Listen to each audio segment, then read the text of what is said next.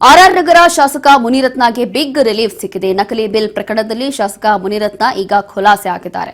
ಮುನಿರತ್ನ ಸೇರಿ 4 ವಿರುದ್ಧ ಪ್ರಕರಣವನ್ನು ದಾಖಲಿಸಿತ್ತು ಬಿಎಂಟಿಎಫ್. ಪ್ರಕಾಶ್ ಕುಮಾರ್, ವೈಎಂ ಮುನಿರಾಜು, ಹರೀಶ್ ವಿರುದ್ಧದ ಕೇಸ್ ಇದು. 2008 ಹಾಗೂ 9ರ ಸಾಲಿನ ಕಾಮಗಾರಿಗೆ ನಕಲಿ ಬಿಲ್ ಆರೋಪದ ಅಡಿ ಈ ಪ್ರಕರಣ ದಾಖಲಾಗಿತ್ತು.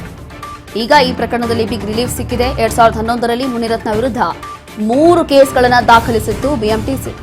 ಮುನಿರತ್ನ ಸೇರಿ 4 ವಿರುದ್ಧ 3 ಪ್ರಕರಣವನ್ನು ದಾಖಲು ಮಾಡಲಾಗಿತ್ತು. ಮುನಿರತ್ನ ಖುಲಾಸೆಗೊಳಿಸಿ 91ನೇ ಸಿಸಿಎಚ್ ಕೋರ್ಟ್ ಈಗ ತೀರ್ಪನ್ನು ಕೊಟ್ಟಿದೆ.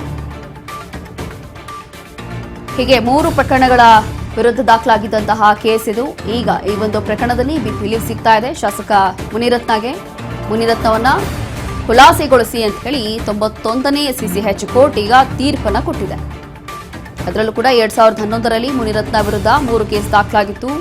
ಬಿಎಂಟಿಸಿ ದಾಖಲು ಮಾಡಿದಂತಹ ಕೇಸ್ ಇದು. ಮುನಿರತ್ನ ಸೇರಿ ಟೋಟಲ್ 4 ಜನರ ವಿರುದ್ಧ 3 ಪ್ರಕರಣಗಳು ದಾಖಲಾಗಿತ್ತು. ಈ ಪ್ರಕರಣದಲ್ಲಿ ಈಗ ಬಿಗ್ ರಿಲೀಫ್ ಸಿಸಿಎಚ್ ಕೋರ್ಟ್ 91ನೇ ಸಿಸಿಎಚ್ ಕೋರ್ಟ್ ಈಗ ಖುಲಾಸೆಗೊಳಿಸಿದೆ. ಹಾಗಾಗಿ ಇತ್ಯರ್ಥ ಆಯಿತು. ಈ ಒಂದು ಪ್ರಕರಣದಲ್ಲಿ 2008 ಹಾಗೂ 9ನೇ ಸಾಲಿನ ಕಾಮಗಾರಿಗೆ ನಕಲಿ ಬಿಲ್ ಮಾಡಿದ್ದಾರೆ ಅನ್ನುವಂಥ ಆರೋಪ ಪ್ರಕರಣದ ಅಡಿ ದಾಖಲಾಗಿದ್ದಂಥ ಕೇಸಲ್ಲಿ ಈಗ ಖುಲಾಸೆ ಸಿಕ್ಕಿದೆ. ಮುನಿರತ್ನ ಸೇರಿ ಟೋಟಲ್ 4 ಜನರ ವಿರುದ್ಧ ದಾಖಲಾಗಿದ್ದಂತಹ ಪ್ರಕರಣ ಇದು.